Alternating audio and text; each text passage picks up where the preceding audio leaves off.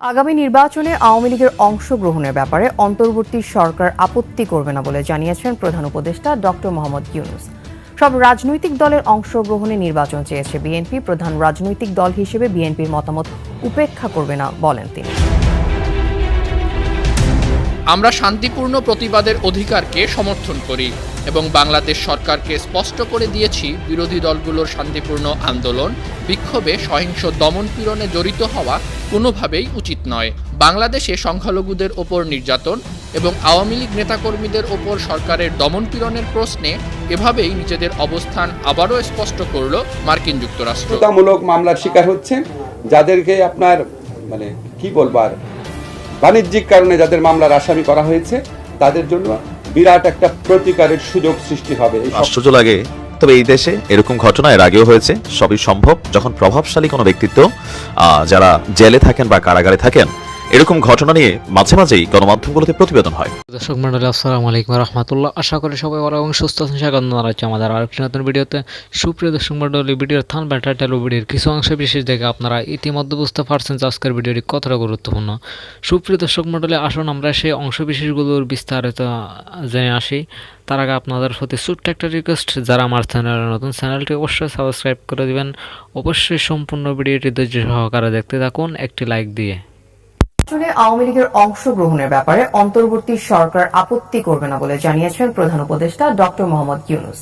সব রাজনৈতিক দলের অংশগ্রহণে নির্বাচন চেয়েছে বিএনপি। প্রধান রাজনৈতিক দল হিসেবে বিএনপির মতামত উপেক্ষা করবে না বলেন তিনি। তবে ভারত থেকে শেখ হাসিনাকে ফেরাতে বাংলাদেশ চেষ্টা করবে বলেও আবারও জানান প্রধান উপদেষ্টা।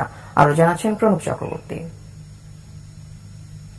আগামী নির্বাচন কখন কিভাবে হবে, কোন কোন দল অংশ নেবে, আওয়ামী লীগের রাজনীতি করার সুযোগ থাকবে কিনা, রাজনৈতিক দল থেকে শুরু করে সাধারণ মানুষ যখন রাজনীতির এ সমীকরণ মেলাচ্ছেন, এমন সময় ভারতীয় সংবাদ মাধ্যম দ্য হিন্দু প্রধান উপদেষ্টার এক সাক্ষাৎকার প্রচার করেছে। আওয়ামী লীগকে আগামী নির্বাচনে প্রতিদ্বন্দ্বিতার সুযোগ দেয়া হবে কিনা দ্য হিন্দুর এমন প্রশ্নের জবাবে ডক্টর মোহাম্মদ ইউনূস বলেছেন, এটা ইতিমধ্যে ঘোষণা করা হয়েছে। আমরা রাজনৈতিক দলের বিষয়ে সিদ্ধান্ত নিতে চাইনি। বিএনপি বলেছে সব রাজনৈতিক দল অবশ্যই নির্বাচনে প্রতিদ্বন্দ্বিতা করবে, সুতরাং তারা ইতিমধ্যে রায় দিয়ে দিয়েছে। আমরা দেশের একটি প্রধান দলের মতামতকে উপেক্ষা করব না। তাহলে আওয়ামী লীগের নির্বাচনে প্রতিদ্বন্দ্বিতা নিয়ে আপনার কোনো আপত্তি নেই? সে প্রশ্নের জবাবে ডক্টর ইউনূস বলেন, কোনো একটি দল বা আরেকটি দলকে বেছে নেয়ার জন্য আমি কোনো রাজনৈতিক ব্যক্তি নই। আমি রাজনীতিকদের আকাঙ্ক্ষাকে বাস্তবে রূপ দিতে সহায়তা করছি। সাক্ষাৎকারে খেলাপি ঋণসহ নানা সমস্যায় জর্জরিত আর্থিক খাতে শৃঙ্খলা ফিরিয়ে আনতে সরকারের নেয়া নানা উদ্যোগ ও সেগুলোর সফলতার কথা তুলে ধরেন ডক্টর ইউনূস। যুক্তরাষ্ট্রের নতুন প্রেসিডেন্ট ডোনাল্ড ট্রাম্পের বাংলাদেশে সংখ্যালঘু নির্যাতন নিয়ে দেয়া বিবৃতির কথা তুলে ধরে দ্য হিন্দুর সাংবাদিক প্রধান উপদেষ্টার কাছে যুক্তরাষ্ট্র প্রশাসনের কাছে আন্তর্জাতিক সহায়তায় আত্মবিশ্বাসী কিনা জানতে চাইলে তিনি বলেন, সম্ভবত ট্রাম্প সঠিকভাবে অবগত নন। এটা অপপ্রচার যা বিশ্বজুড়ে চলছে।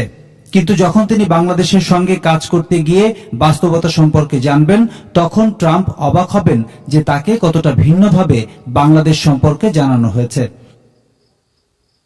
উপদেষ্টা পরিষদে ইসলামপন্থী এজেন্ডা এগিয়ে নেওয়ার মতো কেউ আছে কিনা তার উত্তরে প্রধান উপদেষ্টা বলেন, উপদেষ্টা পরিষদের প্রতিটি সদস্য হয় মানবাধিকার কর্মী যারা নিজেরা ভুক্তভোগী হয়েছেন, অথবা পরিবেশ অধিকার কর্মী, অথবা নারী অধিকার বা অন্য অধিকার কর্মী। সুতরাং তারা সবাই অধিকার কর্মী।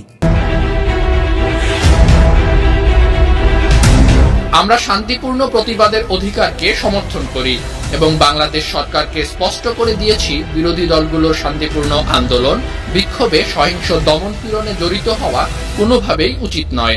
বাংলাদেশে সংখ্যালঘুদের ওপর নির্যাতন এবং আওয়ামী লীগ নেতাকর্মীদের ওপর সরকারের দমনপীড়নের প্রশ্নে এভাবেই নিজেদের অবস্থান আবারও স্পষ্ট করল মার্কিন যুক্তরাষ্ট্র।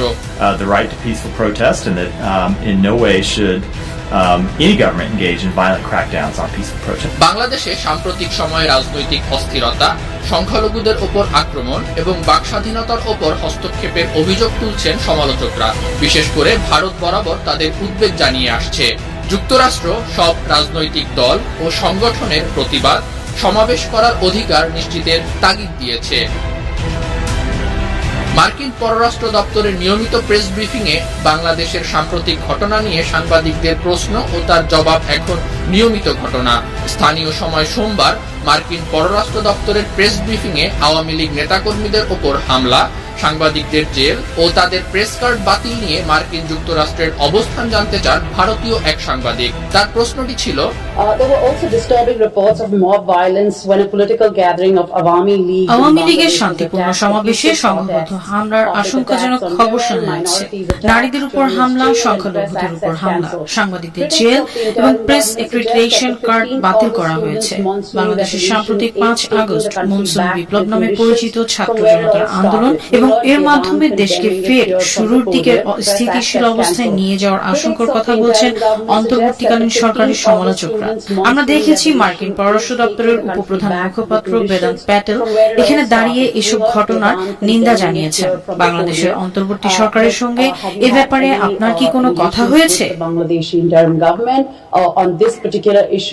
জবাবে বাংলাদেশের অন্তর্বর্তীকালীন সরকারের সঙ্গে নির্দিষ্ট কোনো কূটনৈতিক আলাপের বিষয়ে বলতে অপারগতা প্রকাশ করে মার্কিন পররাষ্ট্র দপ্তরের মুখপাত্র বলেন, I'm not going to speak to private diplomatic engagements from here, but we have made clear.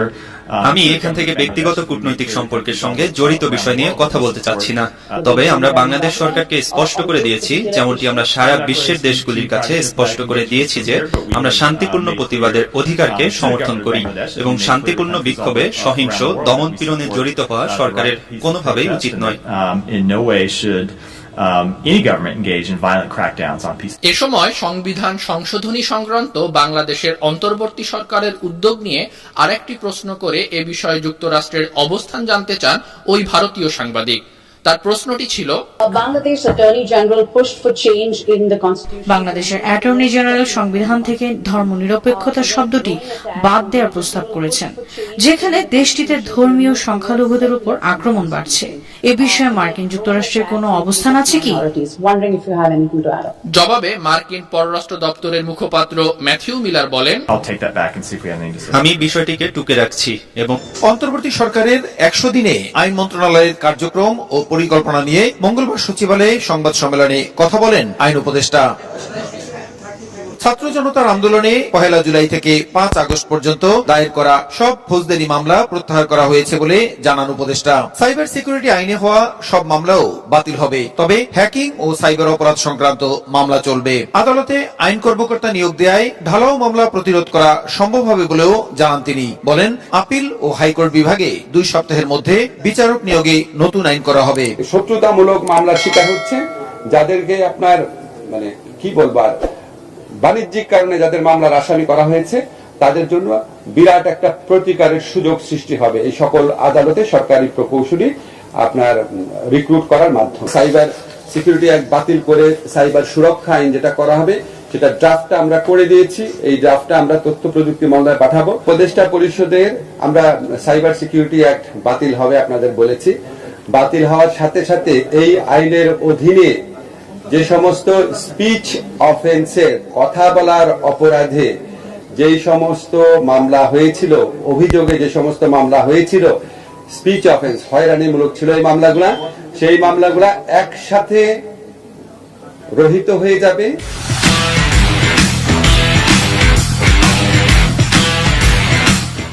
গণহত্যার অভিযোগে রাজনৈতিক দলের বিচারের সুযোগ রেখে আন্তর্জাতিক অপরাধ আইন সংশোধন অধ্যাদেশ বুধবারের উপদেষ্টা পরিষদের বৈঠকে উপস্থাপন করা হবে বলেও জানান উপদেষ্টা। কমিশনগুলোর প্রতিবেদন পাওয়ার পর রাজনৈতিক দলের সঙ্গে সংলাপ এবং প্রয়োজনীয় সংস্কার শেষ করেই নির্বাচনের উদ্যোগ নেওয়ার কথা জানান উপদেষ্টা। আমরা মোস্ট এসেনশিয়াল কিছু সংস্কার করে যত দ্রুত সম্ভব নির্বাচন দেব। আমরা খালি জাস্ট এই জিনিসটা চাই না যে আপনার আগের মতো কোনো ভুয়া নির্বাচন হোক, আর এটা চাই না নির্বাচনে বিজয়ী হয়ে কেউ আপনার আবার ভুয়া নির্বাচন করার সুযোগ পায়।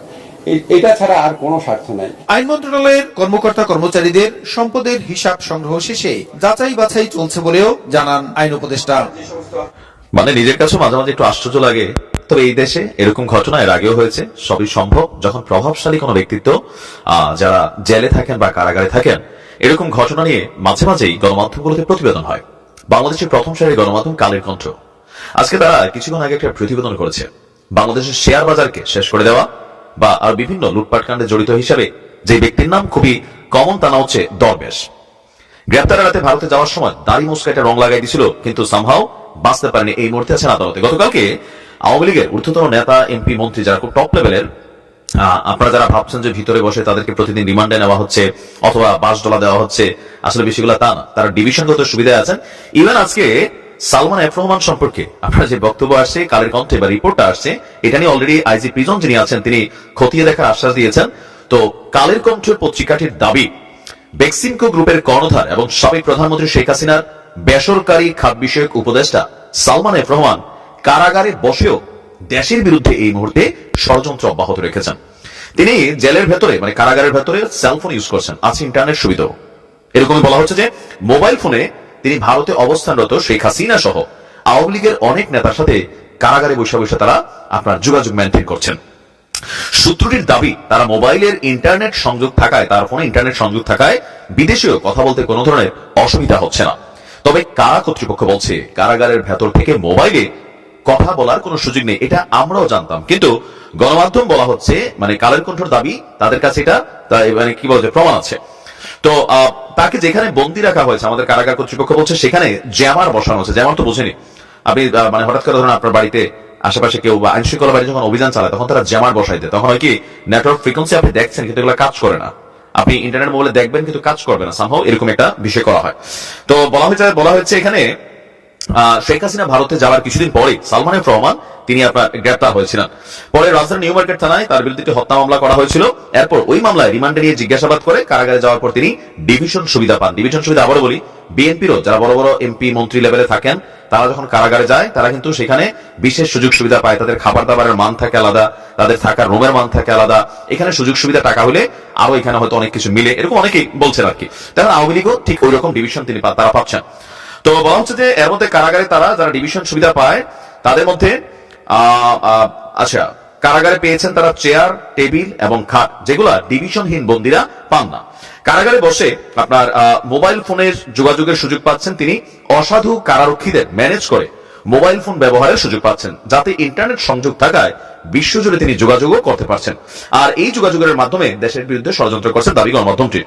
তবে এই বিষয়টি, এই অভিযোগটির বিরুদ্ধে IG prisons brigadier general Syed Mohammad Motahar তিনি কালের কণ্ঠকে বলেছেন, ফোনে কথা বলার সুযোগ পাওয়ার কথা নয়, এরপরও যেহেতু তথ্যটি গণমাধ্যম দিয়েছে সেটি তারা চেক করে দেবে। প্রিয় দর্শক মন্ডলী, এতক্ষণ ধরে যারা সম্পূর্ণ ভিডিওটি দেখেছেন তাদেরকে অসংখ্য ধন্যবাদ। সুপ্রিয় দর্শক মন্ডলী, এরকম ব্রেকিং নিউজ এবং বিশেষ আলোচিত ভিডিওগুলো পেতে এবং নিউজগুলো পেতে আমাদের চ্যানেলটি সাবস্ক্রাইব করুন। সুপ্রিয় দর্শক মন্ডলী, ইতিমধ্যে যারা সাবস্ক্রাইব করেছেন তাদেরকে অসংখ্য ধন্যবাদ। আর যারা সাবস্ক্রাইব করেননি, আপনাদের সাবস্ক্রাইব করার জন্য বিশেষ অনুরোধ জানাচ্ছি। সুপ্রিয় দর্শক মন্ডলী, সুস্থ থাকুন, ভালো থাকুন, দেখা হচ্ছে পরবর্তী ভিডিওতে। আসসালামু আলাইকুম।